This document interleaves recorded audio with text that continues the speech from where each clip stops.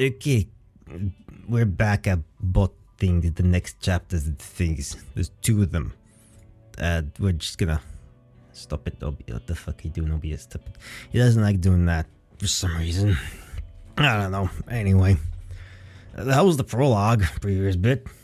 That was just the prologue. So next is the Destitute chapter. And we're gonna. The long-awaited day has come for Reimu. She's finally ready to hold a large festival and remind everyone that the Hakure Shrine is still strong and remains the main shrine of Gensokyo. Only Kasan, who flew in with disturbing news about a new disease circulating among the yokai animals, and Mamizu, who decided at the last moment to make change to that little plan to get Sumuroko out of depression, could interfere with its success. Okay. Sure. Anyway. Let's continue. Let's continue with the fading echoes. I'll get some stuff in here. Today, the human village was busier than usual. The streets were crawled with people preparing for the freestyle with yokai who were disguising as them. A girl in a bright red outfit stood out in the midst of all the yelling. Reimu, unlike those around her, wasn't expecting to have fun at all, since she was one of the few people responsible for arranging the party for everyone else. Boo. The staff don't get their party. Don't miss out the Hortem's Zidiver Quarter and the magnificent dance of the beautiful Menreiki at the Hakure Shrine tonight. She's doing the advertising job, good job. This time the Shrine Maid's cunning plan was to hold her festival the day before the Buddhist festival of Obon, and to show everyone the contrast between the fun in the Hakure Shrine and the tedious sutras of the Myoran Temple. Good luck with that. If she managed to create the right mood, the villagers would visit her more often and are sure to throw a few coins or even bills into the donation box.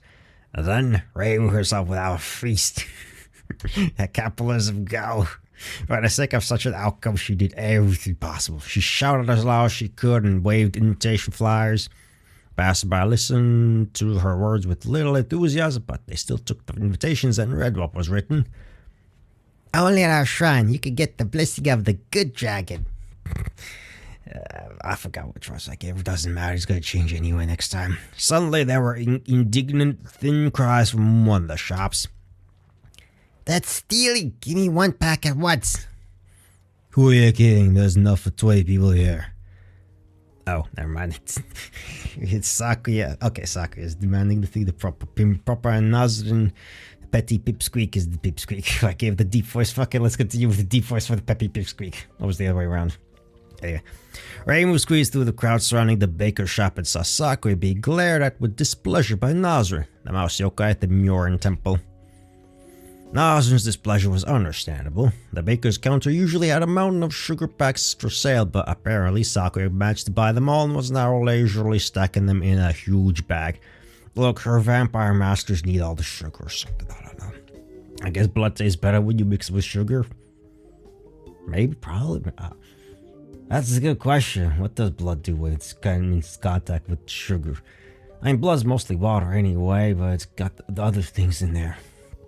That's a curiosity that... no, I'm not gonna find out about that. Don't care enough. Yeah, no, that'd be weird.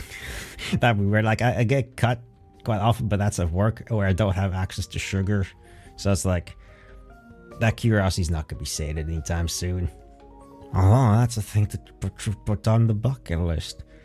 Because blood tastes a bit like iron. Sort of, I guess. Well, that's about it. Mamas have been asking me for something delicious for a long time now. I can't keep them waiting forever. I'm sorry, but I have orders. It's nothing personal. I don't give a damn about your orders. I need that sugar.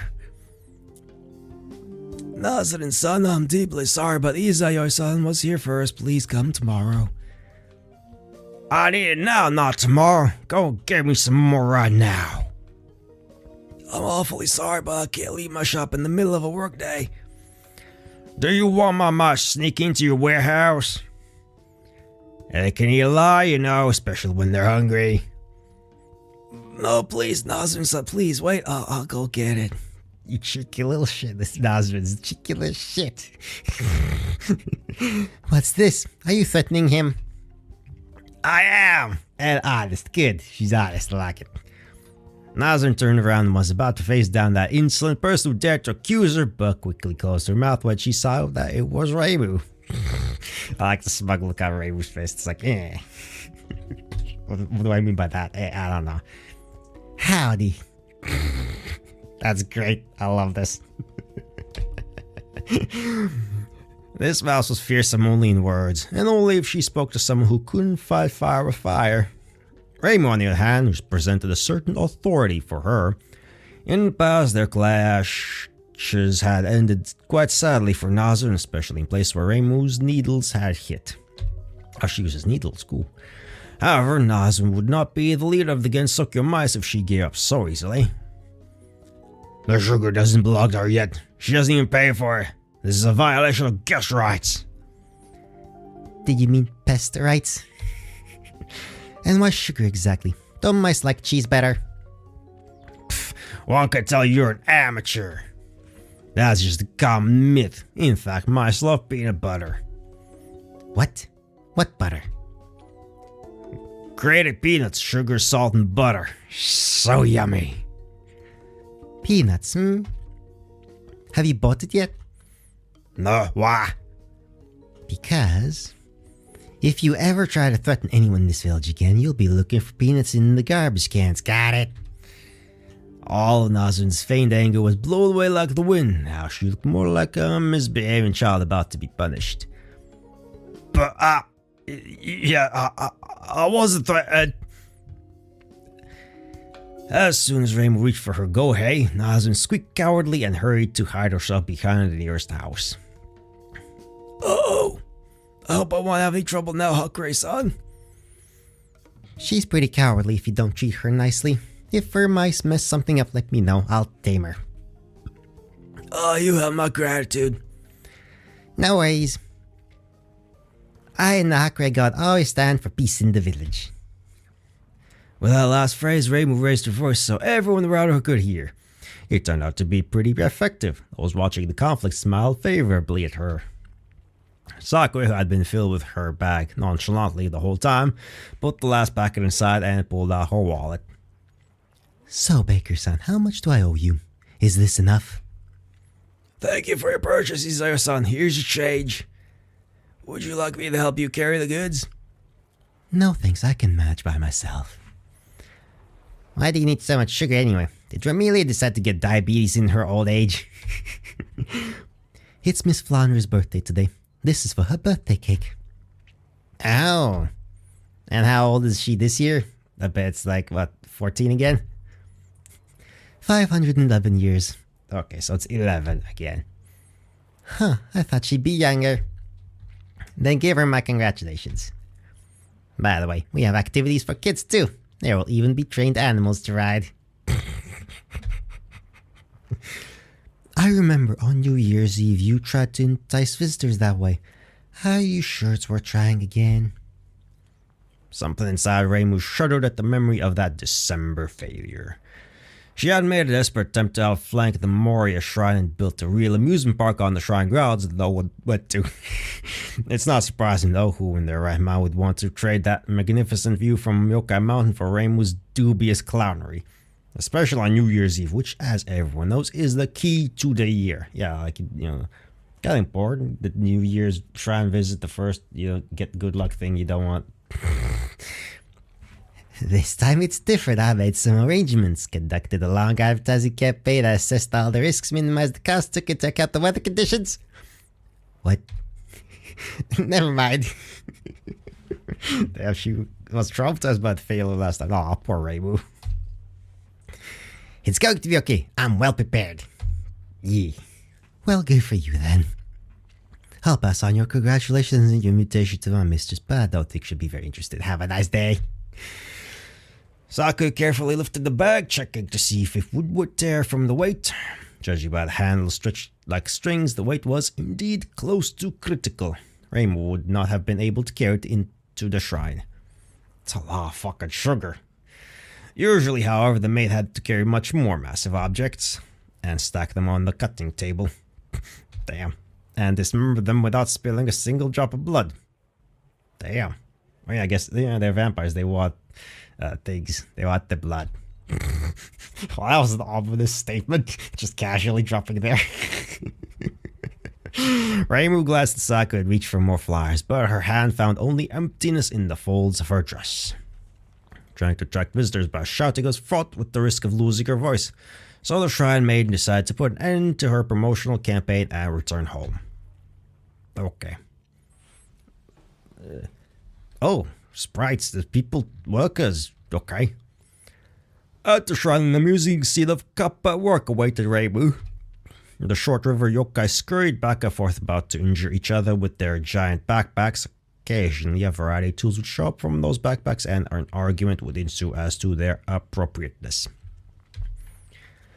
Truly, if you have to work with the Kappa, you should definitely make sure there's a leader among them.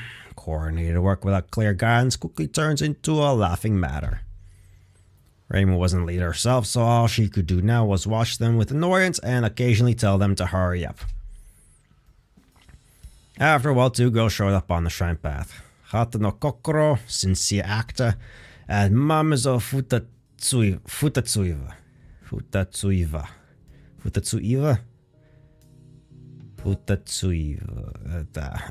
Acting sincerity. Sure. She's tall. And lots of masks. But a blank face. That's a devilish little face Miyamoto has there, a little bit. At least get distracted. The contrast between two was striking. The first seemed frail and graceful against the second, who playfully smiled at those around from her height. A solid head taller than everyone else. The graceful one was called Hata no Kokoro, and her performance was the highlight of the festival. The tall one had nothing to do with the festival, but she also had a performance tonight, which brought much more concern to the Shrine Maiden. Uh-oh. Hi, so are you ready to perform tonight? Yes, Reimu-san. The mask on Kokoro's head kept changing to reflect her emotions, while her face remained nearly motionless. Are you sure? Let me see your war face. Huh? You got a war face? That's a war face. Now let me see your war face. Oh, that was Reimu's screw. Is that all? Let me see a real war face. Good, now we're talking. Sure. I made a couple of festival masks in case yours cracks from your emotions, but you still watch yourself so you don't scare people. I'll do my best, but Akuran-san trained me a lot. Oh, what do we do for Mamizo? What do I do for Mamizo? She meditated. No, not that. No. She needs something. I don't know what she needs. I don't know what to do with her. No. No. Fuck that. I don't know what to do for her. She meditated for days on end. Super dramatic, I guess. I don't know. Mamazo patted Kokoro on the back approvingly, but the latter only looked down in response. I don't know, Mamazo-san. Lately I feel like that's not helping either. Maybe I shouldn't even try to get rid of the masks. It's not like anyone is forcing you to do anything. The most important thing is not to have another incident. Come on now, you'll be fine. You just have to give him more time. But other than that, you're doing a great job. Look at the stage the Cup are building for you. I have no idea what to do with it. Come on, look, it's Touhou. I'm one guy. I can't do that. But no, I'm gonna give her the Russian voice. Sure, fuck it, let's go with that. I don't know, that's the only option I have left. As soon as Kokoro turned away, Mamazo quickly leaned over to Reimu and hissed in her ear. What are you doing, you fool? Cheer her up! I think that's gonna... Fuck it, yeah. Fuck it, yeah, the tall Russian lady. That works, why not? Reimu finally remembered the complexities in Kokoro's personality that Mamazo had once mentioned. Indeed, this was not the easiest time for the men Reiki in terms of self-esteem. Okay. The concentrating in emotional control was supposed to change your yokai nature, but there was no tangible result even after many years. Well, I mean, yeah, it's just a matter of time or something. Very encouraging. Right, compare this to the path to Buddhist enlightenment. Byakuren has been living for thousands of years and still hasn't reached enlightenment. Byakuren selects this comparison too. She says that I need to deny my own self in order to become a different yokai, but I guess I just don't have the courage to do it. That's okay. It's not a big deal. You'll get brave too. You've got it all ahead of you. I hope you're right. At this point, Reimu's attention was drawn to a tiny silhouette approaching the shrine from the side of the mountains. The shrine maiden sighed in relief as she recognized the hair buns of the flyer, which looked like two white dots from such a distance. Now all the key figures of the festival were present. There was no need to worry about it anymore. Kokoro, can you please talk to the kappa about the height of the stage? They can't decide what it should be. Okay. Kasuni Baraki, disarmed the Pacific Hermit. As soon as Kokoro stepped back, the hermit from the yokai mountain, Kasuni Baraki, landed in front of Reimu and Mamizo. She was the one who promised Reimu that she would make a performance with her animals, which she was an expert at trading. However, now Reimu did not see any animals with her, and the hermit herself looked rather anxious. What do I do with her? It's so good to have you both here. Reimu, I'm sorry, but no animal show today. What? Why? They're all sick with something, some new disease, and I still haven't figured out how to treat it. What? Wait, every single one of them? All of them, within just a couple of days. Mamizo, are you Bakedanuki feeling well lately? There were no complaints. How does this new disease manifest itself exactly? Animals are simply losing their strength. A few days ago they looked perfectly healthy, but now they can barely move, as if something has sucked out all their energy. Oh, what a nightmare. Was this disease spotted anywhere else? I don't know. Right now I'm looking for a source, and Yagokoro-san is working on a cure, but just in case, warn your Bakedanuki against going to Yokai Mountain. If the disease took down the legendary dragon, then it can surely take down other yokai beasts as well. Yes, I'll have to tell everyone. Thanks for the heads up. Maybe it's somehow connected to Okina. If she has the ability to give energy to someone else, she can probably take it away too. She already caused a lot of damage in that ferry incident recently. That small incident could be explained as a show of force. This is more like a declaration of war. Why would she do that? I don't know, she's pretty, Yukari-like to me, if you know what I mean. She likes to make nuisance of herself. She certainly wouldn't try to play such tricks on me. Long ago, all the sages agreed to avoid serious conflicts with each other so as not to harm Gensukyo. I see. Reimu scratched the back of her head in frustration. Once again, problems at the worst possible time. It's not about the mysterious disease itself, Reimu no longer thought about, but the absence of animals at the festival could seriously affect the number of visitors and her bottom line. Yeah, thanks, Reimu. Doesn't give a shit about anything but the money, eh? Reimu. What should I replace them with, then? Should I try asking Kokoro to perform a little longer tonight? People like her, after all. That's a good idea. If she pulls it off, she'll believe in herself again. But what if she fails? Aren't you afraid she'll lose control if she performs for too long? Well, I'll ask her to be careful. What other choice do I have? The cop will charge me triple if I ask him to think of something urgent. Reimu turned around and was displeased to find that the couple were still bickering, apparently eager to start building again and elsewhere. One moment, please. Hey, will you stop it already? The couple who had just been arguing with each other quickly forgot all their differences and began to explain to the shrine maiden even more fiercely why they could not finish. However, I love these. Look at that. Ray was just angry. I love that. The dispute was short-lived. Reimu's argument in the form of aggressive gohei waving put everything in its place, and the couple got back to building the platform pouting. I'm never calling them again in my life. I saw Kawashiro-san today. She was wishing you good luck with your work with them. What good luck? She refused to come herself. Nah. I love the expressions of Raven, like, nah. Anyway, Coco, Cousin, and I have a little problem. Would you mind extending your performance? Extending? I don't know, Reimu-san. I feel like I'm going to have a hard time even with what was originally planned. You underestimate yourself. Mamizo faked a laugh, but Coco did not share her enthusiasm. Cousin, oh, wait. I'll owe you one if you perform in my place now. The most important thing is not to push yourself too hard. I won't get someone in trouble again like I did back then. What happens if I lose control? This festival is very important to you after all. What will Reimu do? Shit, choices. Bloody fucking choices. Let's not take risks, or is she a risk taker? My instinct is let's not take risks. Let's just put the shrine in its place and blah blah blah.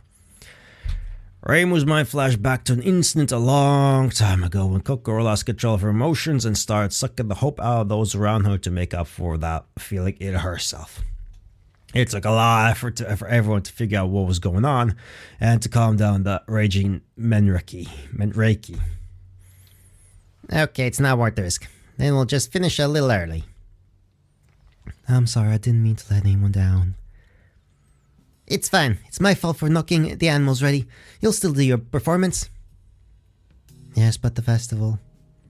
The festival is on me. It's better to take it easy and try to relax. Anyway, I'm sorry that the animals didn't show didn't work out.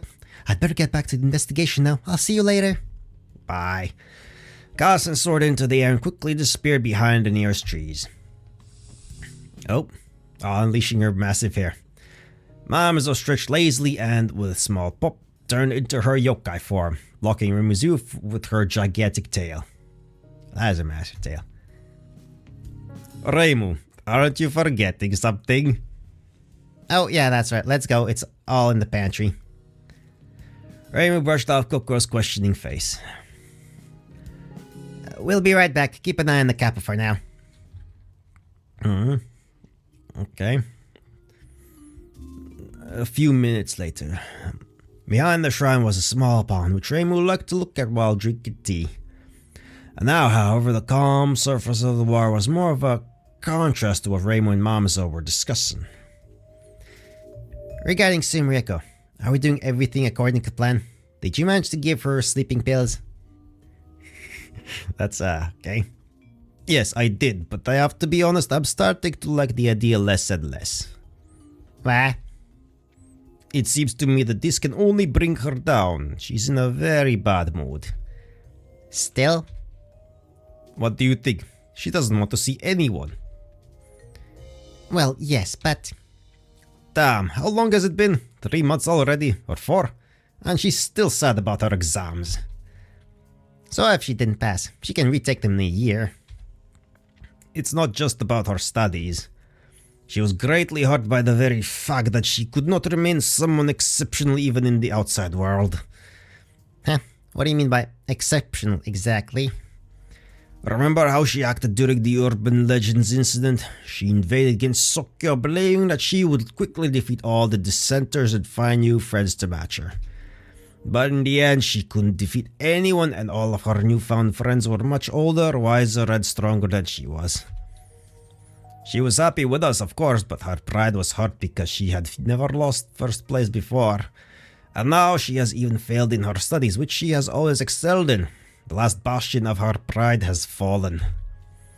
All that's left is an unsociable girl who doesn't see herself as worthy. Reimu thought about all this had never occurred to her before. Well, I hadn't even considered. But something must be done. We can't leave her alone. I'm not saying that I'm abandoning the plan. I'll just show her that she has very naive ideas about yokai, but I won't push her too hard. You have to be gentle with her now. Do as you see fit, I just hope there will be an effect. Well, who do you think I am? I'm the famous Futatsuya from Sado. Futatsuya from Sado? Futatsuya from Gensokyo sounds much better to me.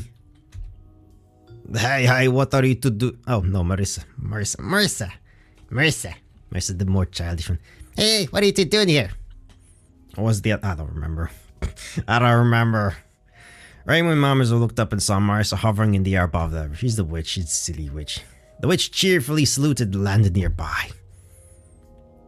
Does she know? She does. Know what?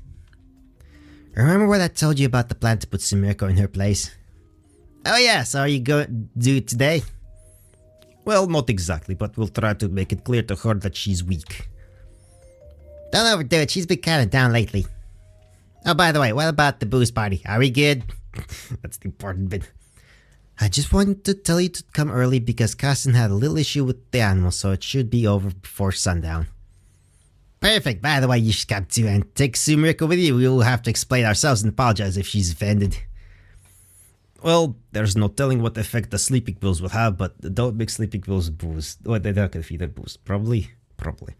But if everything goes according to plan, I'll bring her in. Righto. How exactly will you bring her if she's immobilizes you? Oh, she... I won't be alone. My folks will come with me. Folks? Mamizo nodded at the forest behind the shrine. There in the shade of the trees, someone was cowering unnoticed, not daring to come out into the light. They're a bit shy. Hey you, come out, I noticed you long ago. Bunch of kids. A little... Oh yeah, it's the bucket Danukis, I guess. Yeah, in their human forms. The bushes under the trees parted and a group of children appeared. But they're not children, they got the bucket Danuki little leaves on them, like that's the thing. The thing. From somewhere. Or rather, they were children only at first glance. Raymond immediately recognized the notable leaf and the unnatural growths on their heads, indicating the inept disguise of the ears. Apparently, Mom's set involved the yokai bucket Danuki from her gang. The ones she brought were kids, though, because they couldn't even disguise their ears properly. The disguise is still no good. You can stop. Everybody already knows you're not human. We're sorry, Futatsuyo-sama. With a little clap, fluffy raccoon ears appeared on the children's heads, and behind their backs were tails that looked really tiny compared to Mamizo's. What's with all this? You seem to underestimate Suminako's powers. I'd like to see you try your magic at 10 years old. You'd be amazed at the results. Wait, right, as far as, didn't she, become Marissa super magic at 8 years old or something? I forget, or something like that, jeez. Alright kids, don't chicken out today. Sumiko is a quiet girl, but a fighter nevertheless. Although, you all seem flimsy. Maybe we should teach you a lesson or two. The Danuki backed away from Marissa, shifting their gaze tentatively from her to Mamizo and back again. Yeah, Marissa has a little mischievous smile on her face. I wouldn't trust that face. I don't trust that face. I don't trust the witch who makes that kind of smile. That's just trouble. She's gonna use you for things. I'm kidding. Like I would try to teach my enemies anything. You see, kids, how bold people can be. You'll have to learn how to deal with these guys too. We're not afraid. Us who should be feared. Sure. The boldest bucket Danuki stepped forward, though, was obvious that he was looking at Marissa with clear fear. Boo! Marissa sharply snatched her mini hakera, making the bucket Danuki flinch. She didn't shoot, though, but immediately put it back and turned playfully on her heels towards Raymond and Mamizo.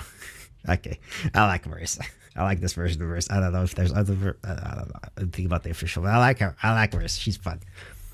Anyway, I'm going to run some errands now, and then I'll meet you at the party tonight. See you later. Bye. The witch soared into the air in her broom and flew away from the shrine. So what were we talking about? I am. Kids, this is Reimu Hakure. Treat her with respect and always listen to her. Today's your chance to show off your yokai traits and prove to us that you really are Bake Tanuki and not just two-legged Tanuki. Wait, so you want them to handle Sumireko? That wasn't part of the plan. Yeah, but I decided to go easy on her, remember? Besides, someone will have to explain everything to her if she uses your papers on me. Well, but can you really do it? You tell us we can handle it, Livu-sami said to us. That's good. Everything else stays as we discussed before, right? We should also change the location since this new sickness affected the mountain animals. Yes, kids, stay away from the animals, especially if they look sluggish. You might catch something dangerous. It's very important. Got it. Just with the Tsui-sama. Good. Now let's go look for a new place. Will you make it in time? It's about to start. We will, don't worry. As soon as you see me and Sumiriko in the crowd, come forward. Then good luck to all of us. Okay. After taking the talisman she wanted to sell from the shrine, Reimu returned to the front side of the shrine. To her surprise, the couple had already finished all their work and now were peacefully laying out their tools on one of the counters they had built. Apparently all the arguing and swearing was about 5 minutes of work. Reimu once again mentally cursed the man who had once thought to start being afraid of some inarticulate turtle-shaped dwarves. Sure. In the meantime, the first guests arrived near the torii, so Reimu hurried to show herself as welcoming hostess and greet them with a low bow. Yay. It's the things. She's exhausted, look at that. The darkness over her head. However, after a couple hours of continuous greetings, she only wished that the flow of people would quickly end. It was good that everyone was so hyped to see Kokoro dancing, but it was getting harder and harder to ignore the growing pain in her back. Oh, this guy. The situation was saved by Ryunosuke, who slipped unnoticed into the crowd of worshippers coming up the stairs. Here was someone Reimu hadn't expected to see today. Oh, look who's here. Hi, I thought it'd be a good idea to come visit you once in 1,000 years at least, since you and Marisa visit my place all the time. I was going to wander around the shrine the other day, but anyway, and see if I could find anything. What, you've run out of Vermilia's money? Yeah, I've got to get back to work, or I'm going to lose my touch. Lose your touch, huh? Yeah, I haven't done a search in months. Why's that? Yes, it's, Ryunosuke suddenly hesitated, and after staring at his feet for a few seconds, he continued. Okay, I guess it won't do any harm if I tell you now. I met Yakumo-san in Moenzuka the last time I was there. She hinted explicitly that I shouldn't be there for a while. Yukari, when was that? Back in the spring. I think it was the day after the feast in the Myoren Temple when they invited the Horace River Ensemble. After the celebration? Oh, now I remember. Yukari wanted to do some kind of experiment with the barrier back then. That's probably why she gave that hint. The place is unstable in case you get thrown out of Gensokyo or something. Did you see her after that? No, she said she was going to sleep. To be honest, she really scared me at the time. What do you mean? Did she threaten you? No, she looked kind of weird. I mean, even weirder than usual. She had this look of, well, a scary one. Don't worry, she likes to act all weird to scare people. You know that. No, there was something, well, sort of, I can't remember now. She didn't explain anything to anyone and made up some mysticism to make herself look cryptic and incomprehensible. Her usual behavior in general. I guess. Well, it's good that you told me, so I can make my forays in Moenzuka again. Yeah, that bear thing was only supposed to take a few days, sort of. It's all over now. What? So it means that I see. Thanks for clearing that up. I think I'm going off now. You're welcome. Have a good evening. Ryunosuke waved goodbye and disappeared into the crowd. Reimu, on the other hand, decided to save her back and go look for Sumireko and Mamizo. It seemed like it was time. They stood near the stage and watched Kokoro perform, as expected. Hey, Sumireko. Reimu slapped her on the back, startling her and making her turn around. From the first glance at the schoolgirl, it became clear that what Mamizo was talking about. Sumiriko's gaze did not sparkle with vividness and interest as it had before. She looked gloomy and depressed, as if a relative had recently died in front of her eyes. Ah, it's you, Reimu. Hi. Long time no see. How have you been? Shh, don't interfere. Reimu stopped and turned her attention to the platform. As a matter of fact, she herself didn't mind enjoying the graceful movements of the menreiki to the beat of the music. The mood of the audience changed with each change of mask. Kokoro's ability to convey emotion worked just as expected, despite her insecurity. The dance was nearing its conclusion when Kokoro suddenly twitched and froze for a moment, seemingly paralyzed. Then, in a quick change of pace, she finished the dance with a couple of sharp movements, as if she were waving someone away. Instead of proceeding to the next dance, she called for a break, bowed, and came down from the stage. At the bottom, she approached Mamizo. There, you see, everybody's happy, and you were worried. Thank you. But Mamizo-san, my mask of hope broke again. Wait, give me that. Reimu squeezed through to Kokoro and snatched the mask from her. It was broken in half, like someone had gently slit the scalpel through it. Are you tired already? No, Reimu-san, I'm fine. For some reason I felt an intense rage for a second. That's why the mask broke. I don't know why that happened. Oh, I told you to be careful. Take a break if you don't feel well. Yes, I'd better take a little break. But just a little bit, and then I'll go straight back to dancing. By the way, you know Sumireko, right? Kokoro shifted her gaze to the gloomy squirrel girl. Sumireko-sami, right? We ran into each other once before during the incidents. Remember the scary Kuchisake wa Onna? I do, actually.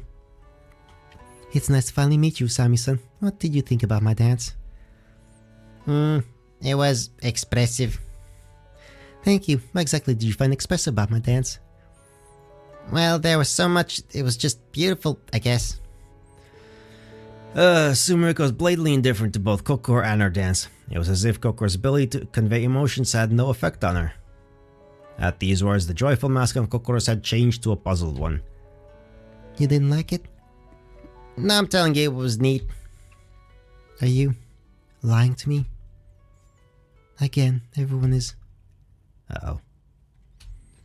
The mask on Kokoro's face began to look like a horned demon, and there was such a burst of rage from the Menreiki that Reimu recoiled. Uh-oh. Oh, that's right. Here you go. Reimu hurriedly took out a brightly colored festival mask from her colored dress and handed it to her. Try this on. Kokoro took the mask with trembling fingers and placed it with the others. Thank you, Reimu-san. What was that? I'm sorry, Usami-san. I didn't mean to scare you. It's just that... your voice sounded like you didn't like it at all. No, I really liked it. Honestly, I'm just not in the mood to have fun, but dance itself was really good. Sorry if I offended you.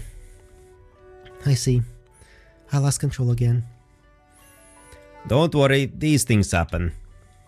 By the way, why did you bring that mask Toyota-san made for you? I got people with I mean, not to put it on, but just carry it around. I don't like that mask. It reeks of such soothing hope that I just drown in it. That bliss would kill me.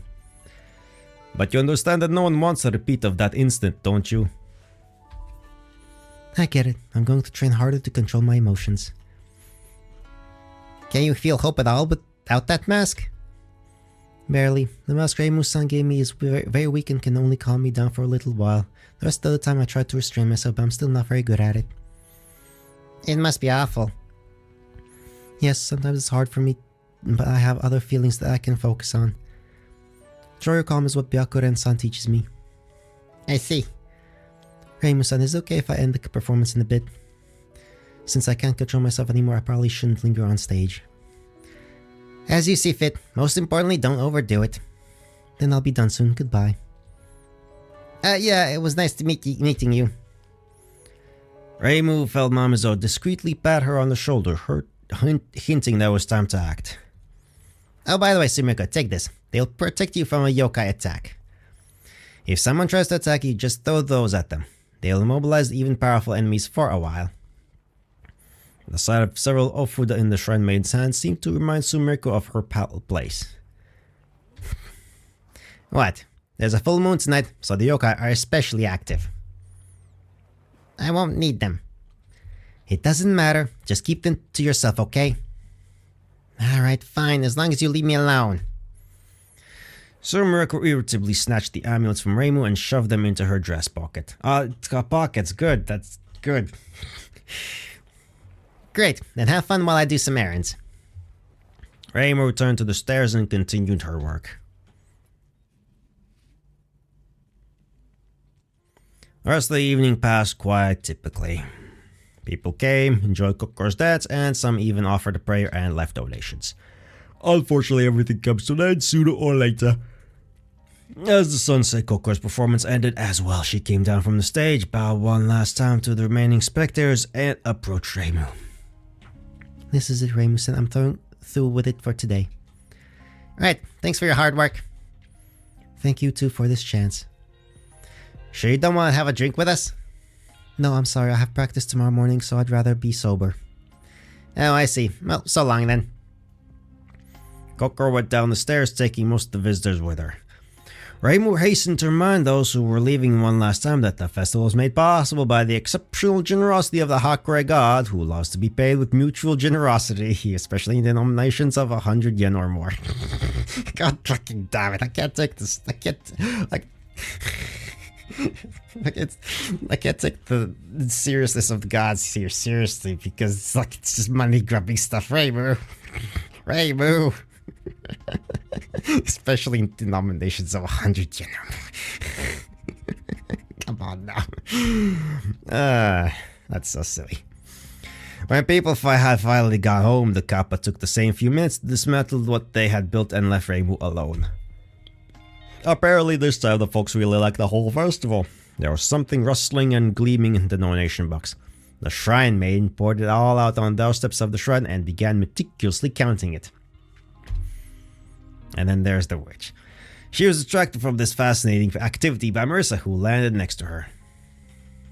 How long has everyone been gone? A few minutes. Reimu didn't even look up at Marissa, continuing to mutter numbers under her breath. Who are you waiting for then? Kanako and Sane? Wait, let me finish counting. Did you raise much this time? Oh, yes. Yes, I did. Don't you want to join the noble cause too? I wish I had something to contribute in the first place. You still haven't found a job, have you? Well, I guess I'll have to now. You should have seen what I did today. Well, I had a little drink during the day. It's a festival after all.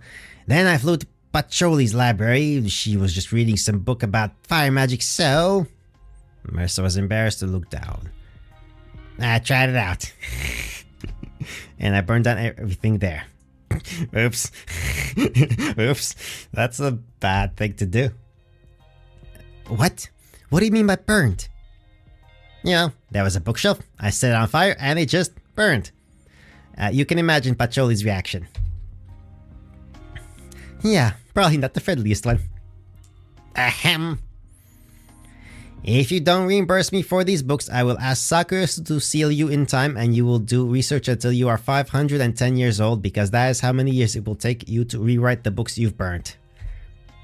Anyway, I have to pay her off somehow. That's quite a task. What are you going to do?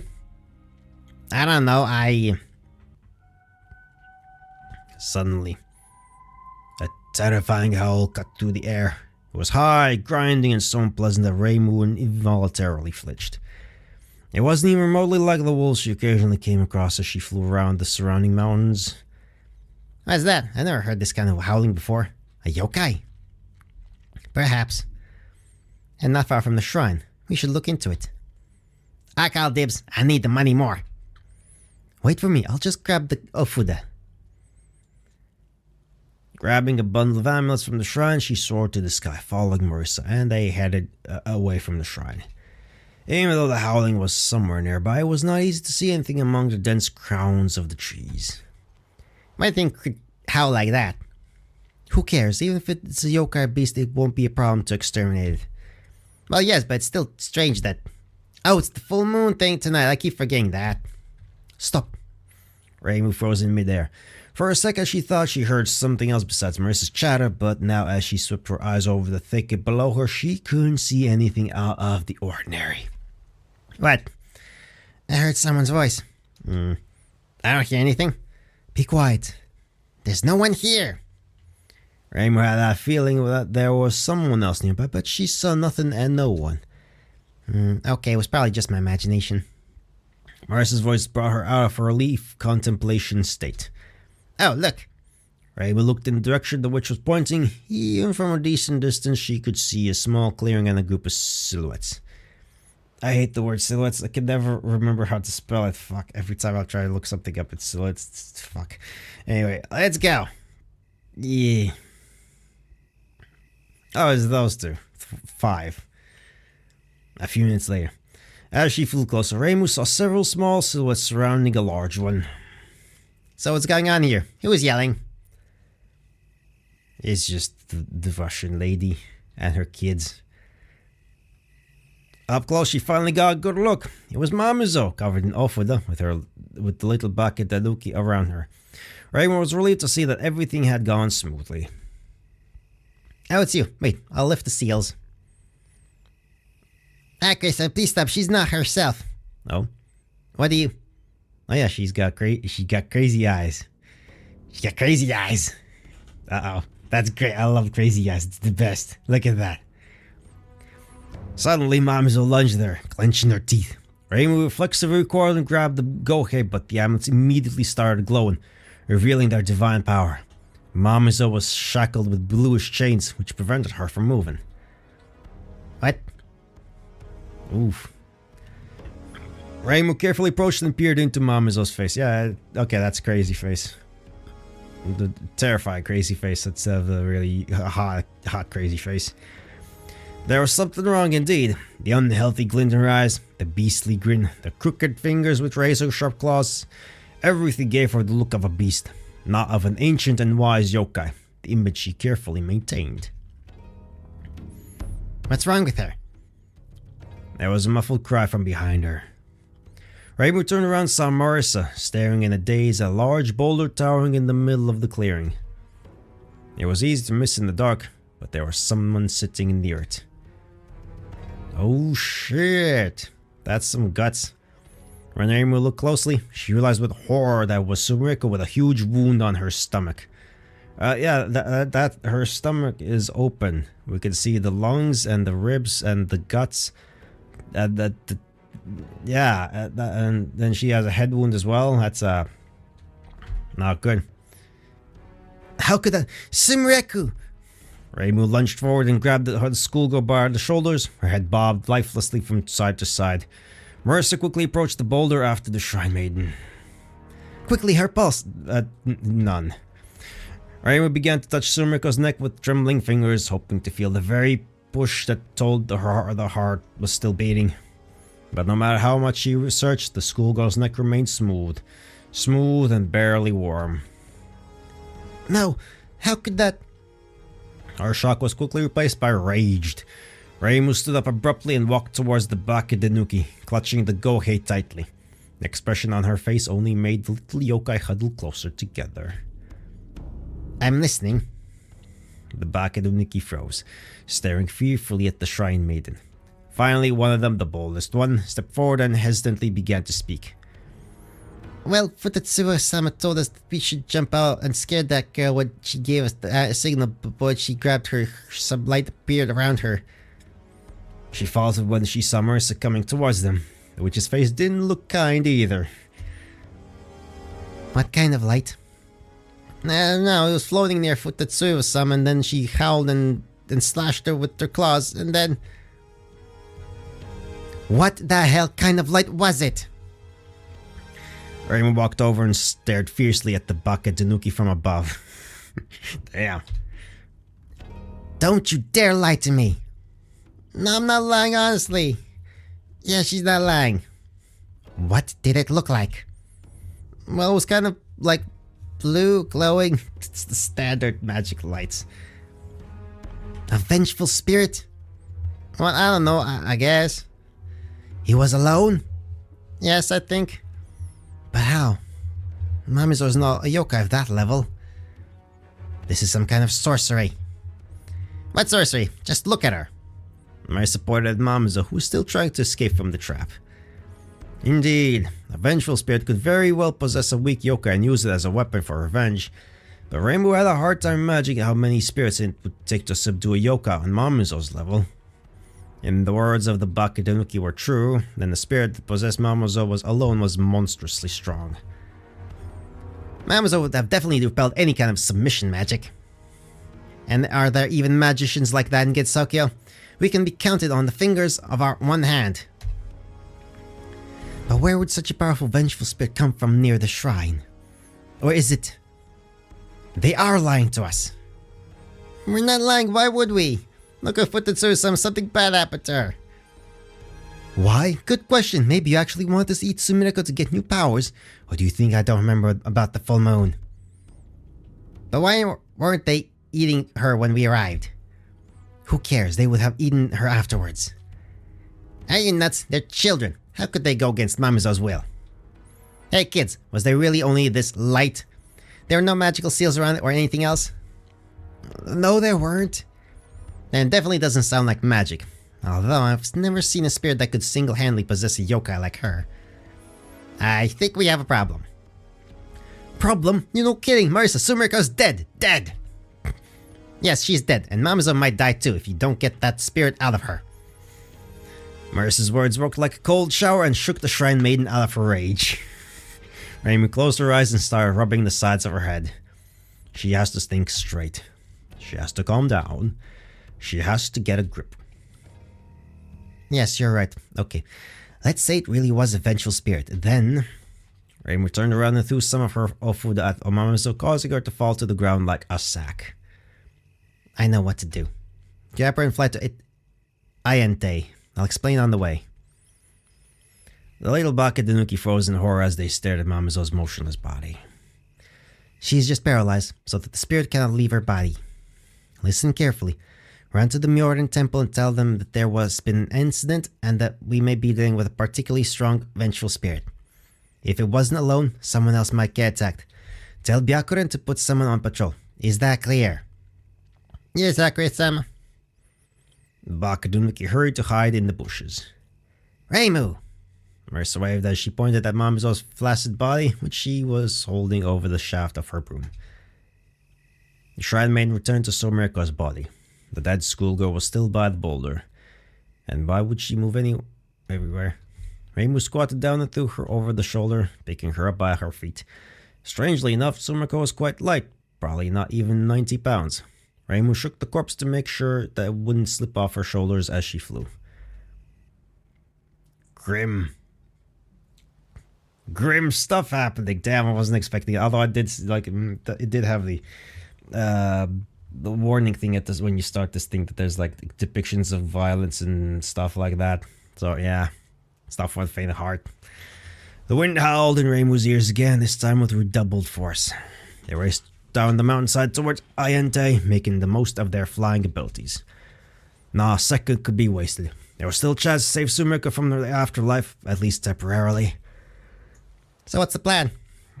If Sumiriko really died here, then her soul must have gone to Higan.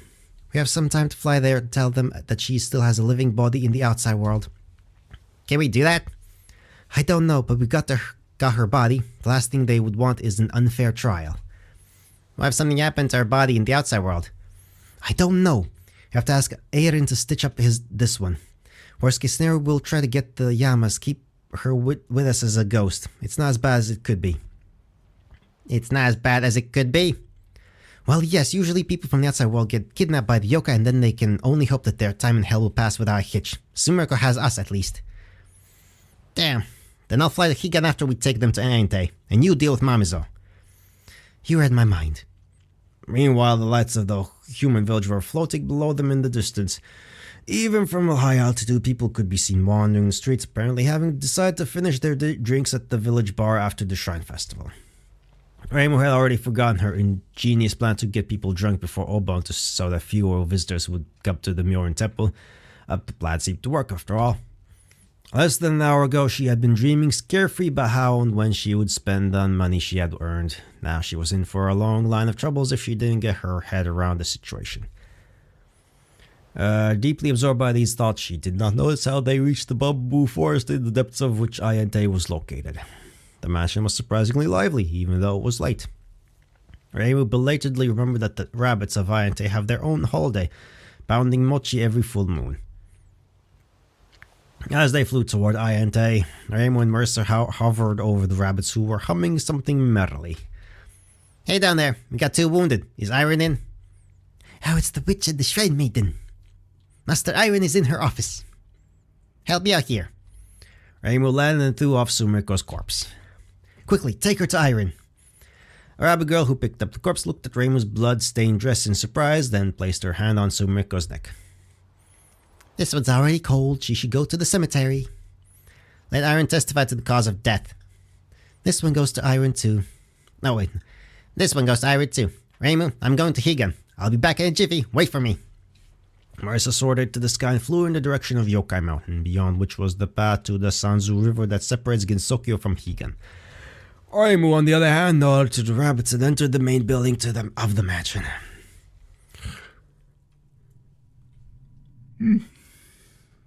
Now, from the outside, Iante didn't seem so big, but once someone entered, they risked being stuck in the endless corridors of the mansion forever, especially if they came uninvited and didn't know the owners. It's bigger on the inside. Raizen Udongain Inaba, Eastern bunny carrying colored pills. She has a tie. Wait, what do you mean? Eastern bunny carrying colored pills. Okay. Fortunately, this time no one's going to stop them. In the hall, they encountered another rabbit, Raizen, walking towards I need... Hello. Tell me about... No, not that. No. What? No, stop it. But... Oh, wait, no, it is the correct... I thought it was in a different menu. Raizen Udongain Inaba, also known as Udonge. He's a lunar rabbit who escaped to Earth after the Americans landed on the moon in 1965. Okay. What? The lore. Sure. Was there, she made her way to Gensokyo and asked for shelter from Iron and Kage, who allowed her to stay in exchange for help and protection. After an imperishable night of 2004, the inhabitants of Iante have become more involved in Gensokyo's life, and Raizen has been involved in resolving several major incidents. Her day-to-day activities, however, vary from aiding Iron to medicine training in the human village. Raizen's main ability is wave control. She can control a wide range of electromagnetic waves and distort the perception of the enemy or even put them into a state of hypnosis. Sure, the rest is fine, but I'm sorry. It's a lunar rabbit who escaped to Earth after the Americans landed on the moon in 1969. That's the thing that happened, apparently. Moon rabbits got scared by the fucking Americans, so they went to Earth, which is full of Americans. That's logic, I'm sure. Okay, sure. Anyway, walking towards them. What do I do with this? Fuck, it's all girls. What the fuck do I do? I don't know. I don't know what to do. Raimu, what's with all that noise outside? I don't know what to do with that. What's with that look? Why does she have that look there? She faltered when she saw the 2 bodies being carried after him. Oh yeah, right, obviously bodies. Dead bodies, that's not a great thing to see. Quick over here, what happened to them? I guess I'm gonna try and go a little sing-song. I don't fucking know. Anyway, oh, that's nice. That's nice blood texture addition there. Cool. Mamzo was possessed by a vengeful spirit, and then she slashed Sumireko. Is the spirit still inside? Yes, she's still conscious, just paralyzed. Raizen rushed to one of the doors. Master, we have a wounded human and a possessed yokai. Bring them here. Iron Yagokoro. Post-human doctor in any subject. Oh, okay. Super genius. I like the dress. I like the 2-color dress. That's neat. I like it. It's cool. Oh, it's got star patterns on it. There's the Big Dipper, I think, or something else, and then something else. I don't know. I don't think anything else. I guess that's the Little Dipper, probably. And I don't know any other ones. I guess Orion's belt is the only other one I know.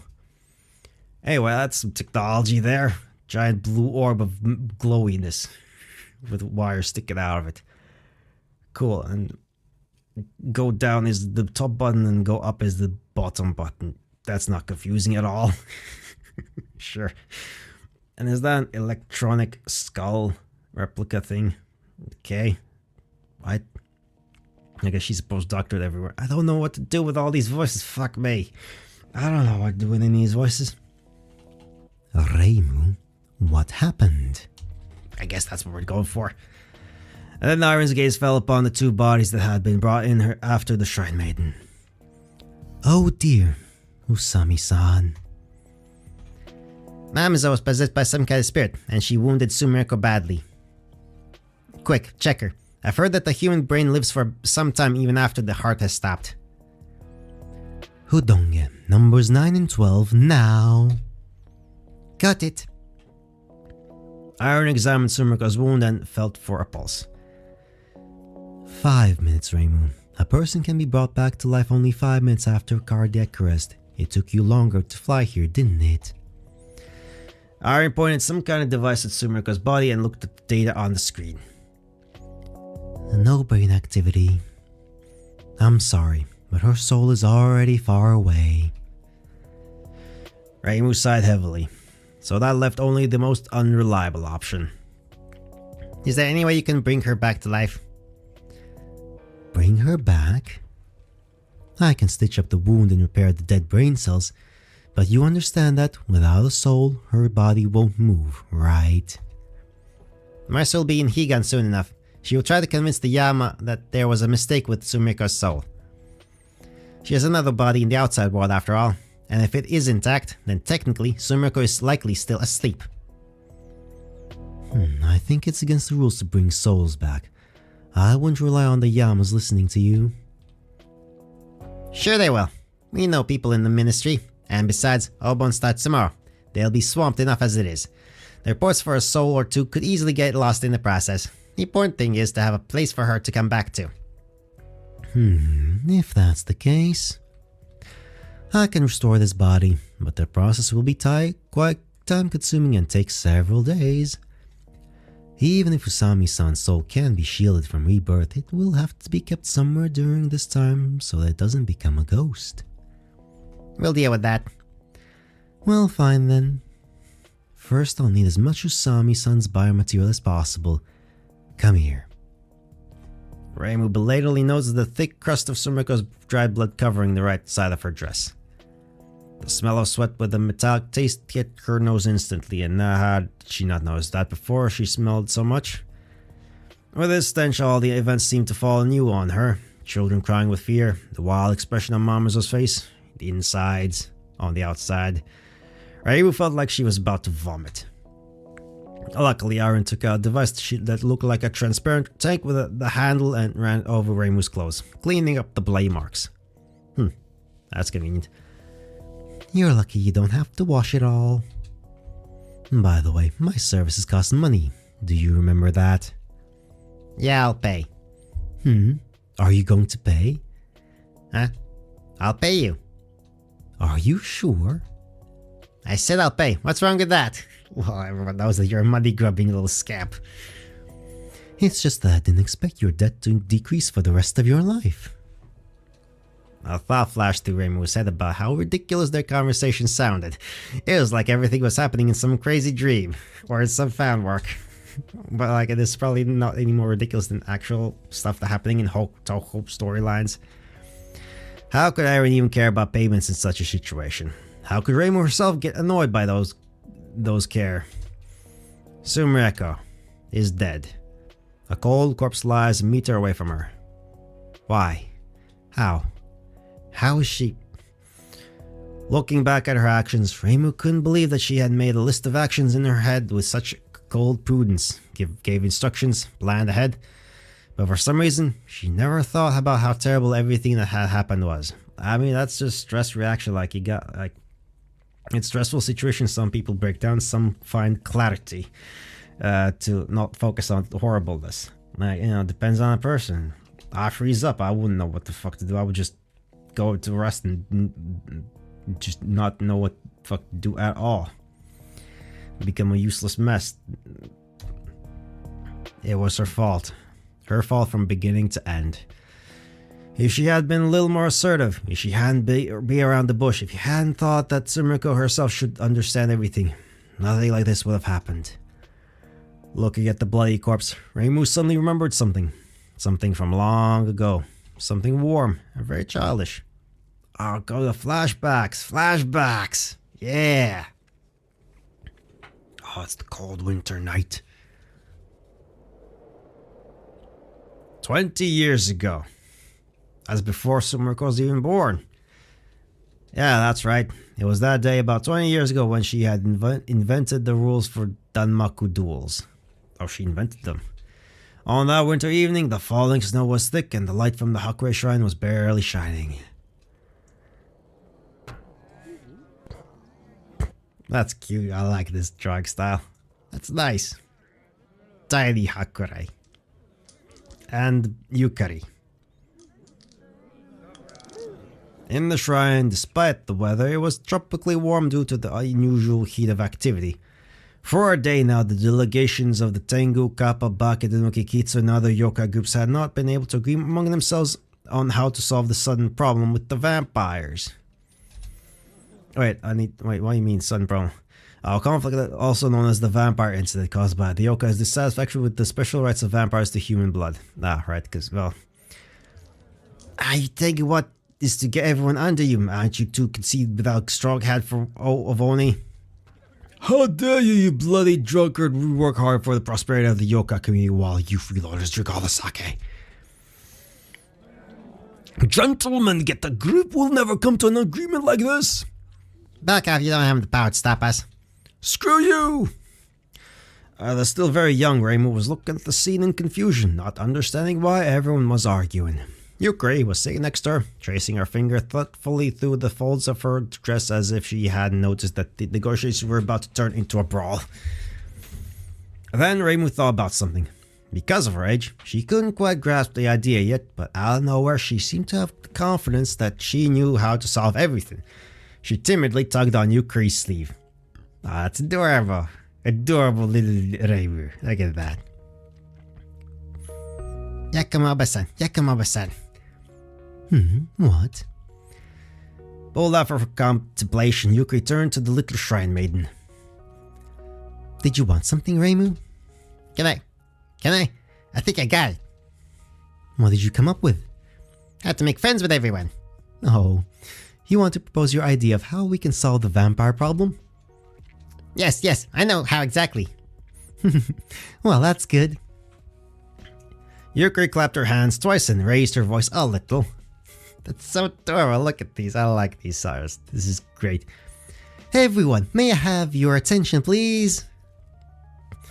The argument was immediately silenced. No one dared to ignore the words of the legendary yokai of boundaries.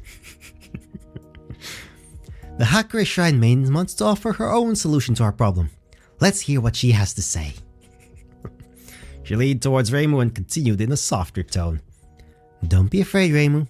Now is your chance to prove yourself as a shrine maiden. Come on, just like I taught you. This is adorable. The little girl got off from her knees, barely managing to hold herself from falling, and hesitantly looked around at the crowd of yokai in front of her. Their eyes were filled with surprise, disbelief, and skepticism. Indeed, what can be demanded from a 6-year-old child? Moreover, a human one. But somewhere inside Reimu, it was as if there was a voice telling her what to say. It's adorable. Look at this. This is absolutely adorable. Little Reimu. Yay. Yokai Oji-san, please don't argue. If you can't be friends, let's just play a game. Everybody likes to play games. Reimu stopped and looked excitedly at the yokai, but they were apparently not too impressed by this little shrine maiden's words. Aww. Let's play hide and seek. Or snowballs. I'll win them all. I'm very good at throwing them. Really. Stop fighting. Young shrine maiden, please sit down. This is a serious dispute. We have no time for your games. But the games. No problems are not solved by games. Aw, poor Reimu. Oh, she's about to cry. Oh, she's trembling. Oh, no. This art style is way too cute. This art style is just too cute. I can't. Reimu shuddered at the furious yokai aura roar, tears welling up in her eyes. Aww. Yeah, but I just want everyone to be friends. Come on, you guys. She's offering a genuine solution. We must solve all our problems with games. Now everyone was definitely surprised. The yokai looked at each other, puzzled to make sure they hadn't misheard. Yakumo-san, what do you mean by that? The previous Sakura Shrine Maiden faithfully fulfilled her duty to the very end, but as you can see, she is not immortal. Even the most capable humans cannot surpass the powers of the yokai. Let's even the odds of the battles with a game. That's how Bullet Hell was invented. And look, she's got her glowing purple eyes of doom and commandment. Yokai, who until a moment ago had looked gloomy, now sparkled with energy. The most obvious sign was in her eyes. Rei, who had never seen anyone's eyes light up so brightly. Those eyes of hers burned with an unnatural violet light now. What would you like to play? Reimu didn't immediately realize she was being addressed, too absorbed by the sight of Yukari's lively face. Ah, it's snowballs. It's snowing outside. How do you decide who wins then? If I hit them, they lose. Yeah, bullet hell. This is it. All we have to do is use our powers to throw something at each other, and the loser is the one who can't dodge. Even children can play this game. An incredulous whisper went through the ranks of the yokai. But Yakumo-san, isn't that too easy? And after losing this game, will the human really just agree to give themselves up to be eaten? Great ideas are always simple in their essence. Don't forget that. Even so, most people have no magic abilities and can only throw stones. That leaves the yokai with a distinct advantage. It needs to be beautiful. We need snowflakes to form a pattern. Everyone will be friends if they look at something beautiful. Ah, this is just too adorable. Brilliant, Reimu. We need to evaluate not only the strength of the attack, but also its beauty and ingenuity. That would be fair. The yokai looked at each other with even more bewilderment. Yeah, what do you say when God tells you play games with snowballs and pretty lights and stuff? What do you do? What do you do with someone who can literally tear a hole in reality and suck everyone in? Tells you to play some games. You play the games. Yakumo-san, what does that even mean? Why do we operate with such criteria as beauty? Should we really rely on a little girl's fantasy? Don't be such a bore. Kinsoki is the land of illusion, all things irrational. So let's take advantage of it. I suggest that we finish our work for today and think about what we have said. In a few days we'll get together and make the final rules. Through the murmur of the yokai, a soft whisper came to Reimu. Reimu, you did a great job. Thanks to you, now everyone will play as friends. Oh. The little shrine maiden smiled and laughed happily. Look at this. That's so adorable. Adorable, happy Reimu. Hooray, as friends. That was the happiest moment of her life. Everything was downhill from there. Aww. And now it's the sad Reimu. Aww.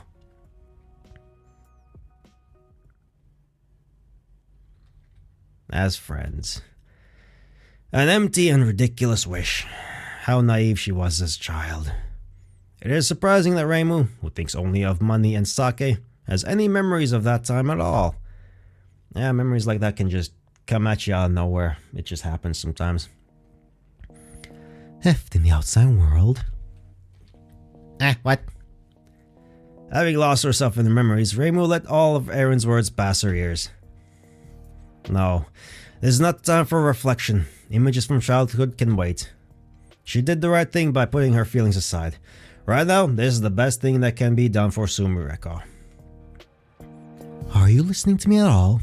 I said it would be nice for someone to visit Usami-san in the outside world. Only Mamiza communicated with her there. Reimu nodded at the bucket, Tanuki glaring furiously at them. You can see for yourself what condition she's in. Aaron approached Mamiza and began cautiously examining her. You said she was possessed by a vengeful spirit? According to witnesses, that's what it looks like, probably. A single one? Yes. That might have been a very powerful spirit. Aaron reached for another device. At the same time, hurried footsteps could be heard in the corridor. A panting Marissa burst into the room along with Ryzen. Hey, I'm back! Excuse me, ma'am. She said she has important information. Everything is fine. Sumiko was not taken across the river. Her soul was not seen there at all. Praise the gods. Then her soul must have returned to her real body. But then, why didn't this one disappear? Well, we don't fully know how her powers works, after all. In the outside world, she's heavily sedated. Maybe that's why. Sedated? Never mind, it's a long story.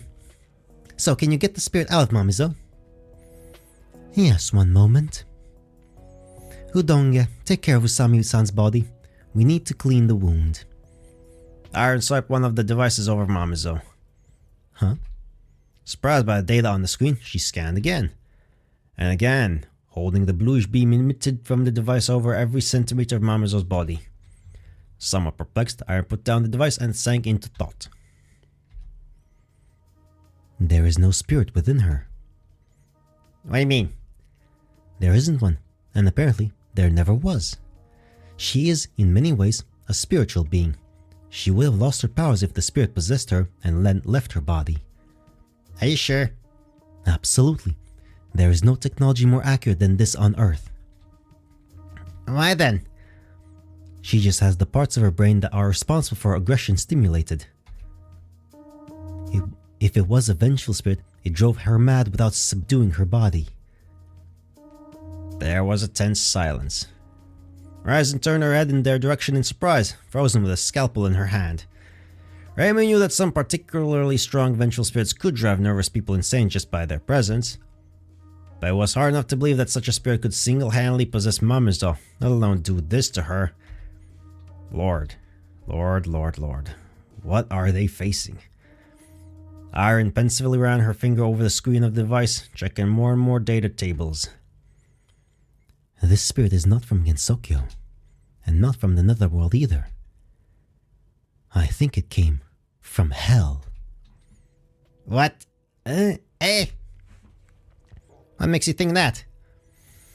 A long time ago, I read a ministry study on the transformation of the spiritual structure after a long stay in one of the hells of Buddhism. He described cases where sinners could not withstand the torture of hellfire and became clots of madness and pain, absorbing a power of hell into themselves. Perhaps Utetsuiwa-san was unlucky enough to encounter one of these sinners. However, it is not quite clear how it got there. Hekeishia. She recently tried to interfere in Gensokyo's affairs. You mean the incident with the fairies? Yes, she was the one who instructed the Hell Fairy who lives under my shrine to collect fairies in crystals for something. Speaking of her, she could drive you crazy with her torch. What if it's her? Clown piece? No way. Are you saying that some lowly fairy snuck up on Mamizo? The Bakedenuki from before said that the light appeared near her suddenly. A fairy's power would obviously not be enough here. Yes, but it doesn't matter. We should interrogate her at least. She might know something. I will never believe that a fairy could... I don't really believe it either, but she's too obvious a suspect. Okay, you're right. What do we do with Mamizo then? Is there any way to bring her to her senses? The safest thing would be to just put her to sleep. Otherwise, we risk damaging her brain. Udonge, lower her brain activity so that she falls asleep before morning. Just a moment. Ryzen left the excited cleaning of Sumiko's wound and bent over Mamizo, almost touching foreheads with her. Without blinking, she looked directly into Mamizo's eyes while a reddish glow flared in her own. Fortunately, Ryzen's ability to control waves extended to brain waves as well. Patients of Ayente could count on excellent anesthesia during surgery. Gradually, Mamizo's gaze grew dimmer and dimmer until she shuddered in convulsions and collapsed, losing consciousness. I kinda like the look on Ryzen's face. That's slightly squinted eyes and a little, almost smile. Barely broke her, but she should be fine. I did everything carefully. Come back tomorrow. I'll make sure that Futetsuo-san doesn't run off anywhere. Okay. If that's all, leave me alone. There's plenty to do without you. Udonge, show them out. See ya. Oh wait, that's right. I have one more thing to talk to you about. Reimu, you'd better go without me. I'll meet you here in the morning. Okay, see you tomorrow then. Marissa began to say something about the possibility of buying Iron's scientific writings, but the end of her request was left behind the closed door. What a day, first Ibaraki-san and her animals, now you. And on your festival day too.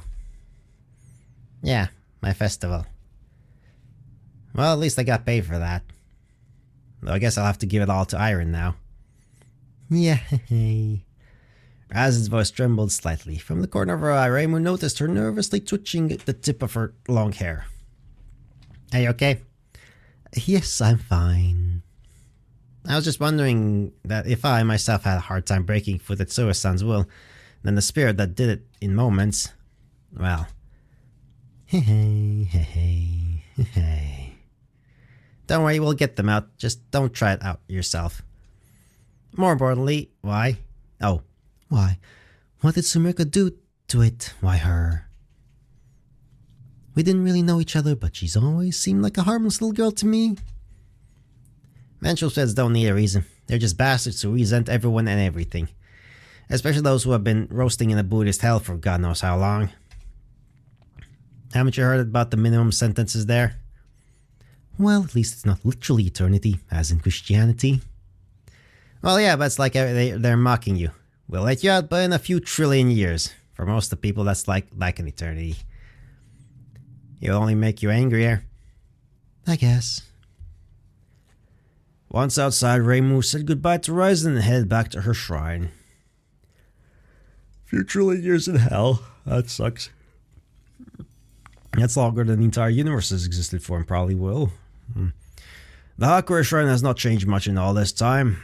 The money that Reimu had recently counted with rapt attention was still lying around the donation box. In her haste, she had completely forgotten to put it away, even though she had taught herself always to be careful with the few means she had. Reimu thought that it would be very embarrassing if, during her absence, all the fruits of her labors today had been stolen by some stray fairy. And speaking of fairies, Marissa was right. She should have at least questioned Clown Piece, or better yet, put her under house arrest. In truth, Reimu knew that this fairy had originally been sent to Gensokyo to spy on her, but she didn't care much about it. Over the past few years, they had developed a symbiosis of sorts. Clown Piece kept their usual hellish temperature in her hut and heated the shrine floor, while Reimu turned a blind eye to the possible espionage on her part. Free heating, eh? Why not? That works out. The Hell Gods would have gotten what they wanted one way or another anyway, so why resist? But of course, the events of the day called for adjustments. Even though Reimu did not consider her a serious threat and was even a little grateful for her help in resolving the recent incident, in a situation like this, the most rational decision was to grasp at any small straw. Now we have a silly thing of her climbing beneath the thing. Lots of different art styles. I mean, it's a community effort, but tons of different fat artists that put this thing together. That's great. It's fantastic. You get to enjoy lots of different art styles. That's great. That's cool. The shrine maiden went to the backyard and crawled under the foundation. A small hole stood out sharply in the darkness of the night, with a reddish light pouring out of it. Even Reimu, not being the tallest girl, could hardly squeeze through here. It was the entrance to Clown Piece's dwelling. Hey, Clown Piece, you home? What to do with Clown Piece? What the fuck do I do with Clown Piece now? God, there's so many fucking characters. Reimu? No, don't like that. Reimu. Reimu. Aha, Reimu. I don't know. Come on, we need to talk now. It's the same thing. Fuck me, I don't know what to do. Get out! Sobs came from the hole. It sounded like Clown Piece was crying for some reason, which made Reimu very concerned. Get out! Reimu stuck her hand into the hole, hoping to grab the fairy by her star-spangled t-shirt, but the flames licked the shrine maiden's hand painfully. Ow, Clown Piece! Go away! Go away! Go away! Go away! I don't want to talk to you! Okay, this is funny. Come here. Clown Piece insanely enlightened the world. I'm just gonna try something else every single time, I guess. Clown Piece.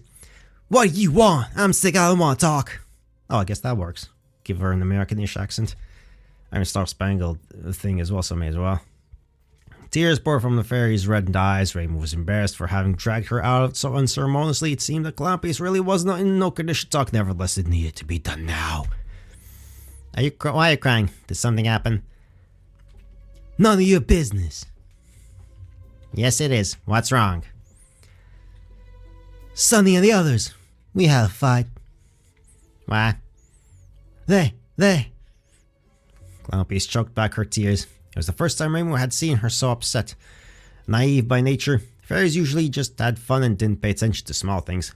Perhaps she should have tried to comfort her like a child who was lost and didn't know what to do. And the Shrine Maiden gently pulled Clampies close to her and embraced her in a hug. Hugs are nice. Come on, don't cry. Things will get better. You'll make up. Just wait a couple of days, okay? Uh-huh.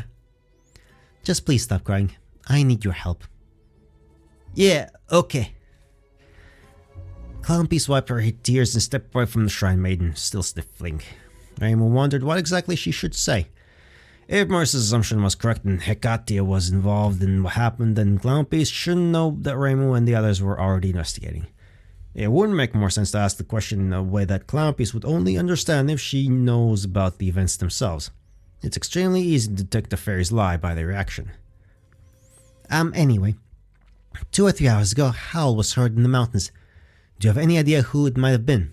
I've been flying around, but I can't find anyone. I didn't hear nothing. A high-pitched one, like a wolf's, but sharper. You sure you didn't hear anything? Nah. Alright, I'll put it another way. Mamazo Futatsuo and Sumareko Usami. Have you met them? Nah. Clampies looked at the Shrine Maiden with a puzzled expression, as if trying to figure out what she wanted from her. That made Reimu uneasy. If Clampies knew about Hekatia's plans, she would definitely get nervous about being asked about Sumareko and Mamizo. It looked like she really didn't know what happened, or she was very much in control of herself. Reimu doubted the latter, considering the river of tears that was pouring from the fairy a few minutes ago. Okay. Anyway, it could be dangerous in the mountains. Don't play there for the next few days. Tell your friends it'll be a good time to make up, okay? Okay, I just wanted to warn you. Good night. Clampies climbed back under the temple in silence, apparently still puzzled. Perhaps in the current situation, Reimu should have flown down herself and warned Clampies' friends, the 3 fairies who lived in a tree near the shrine. The problem was that Reimu couldn't remember which one, and wasn't the most sensible thing to do to scurry around the forest at night looking for it. After spending a few seconds in thought, the Shrine Maiden decided to leave it to Clampies. After all, fairies are immortal. The long day had finally come to an end. It was supposed to be a prelude to the rest. After working on Festival Bag became a prelude to a new pile of work. Moreover, it turned out like this because of Reimu's own actions. It's a shame, but things could have been much worse. Consoling herself with that, Reimu went to bed. Yes, sometimes you just gotta go sleep and stuff like that. The next morning, Reimu opened her eyes. Dreamlike images still lingered before her, tempting her to stay in bed a while longer, but the Shrine Maiden could not afford to do so. With a jerk, she tore off her blanket, jumped up and looked outside. The sun was already ahead of her and gradually rising to its zenith. It was time to move out. Quickly splashing herself in the face with cold water from the pond and stuffing the remains of her dinner to her stomach, Reimu hurried to the meeting place. She usually enjoyed her morning flights more than any other time of the day, but now her contemplation of the waking world was clouded by a tangle of thoughts that had been lodged in her mind since yesterday. Even though she knew there wasn't much she could hope for with the information she had, she still couldn't stop thinking about the possible culprits. Was this a miscalculation on the part of the Hell Gods, or were they really planning to do something to Gensokyo? If it did turn out to be as Iron had suggested, there was no quick solution. Reimu could hardly imagine even trying to confront them, let alone winning, if they decided to ignore the rules of Danmaku dueling. Ayente finally appeared in the distance, and the Shrine Maiden's thoughts turned to another problem. How was Mamizo? Ryzen was not the man I forgave for some reason. Without her, Reimu could have spent hours wandering the corridors. Fortunately, the correct door was already open. Finally, please release Futatsuya-san. It seems she's quite stable now. Reimu cautiously approached Mamizo and tugged at the edge of the amulet that was taped over her mouth. She didn't know what she expected to hear, a torrent of swearing, incoherent snarling, or her fingers being bitten off. But Mama's only licked her parched lips slowly. Yes, finally. How are you? Can you see properly? No dizziness?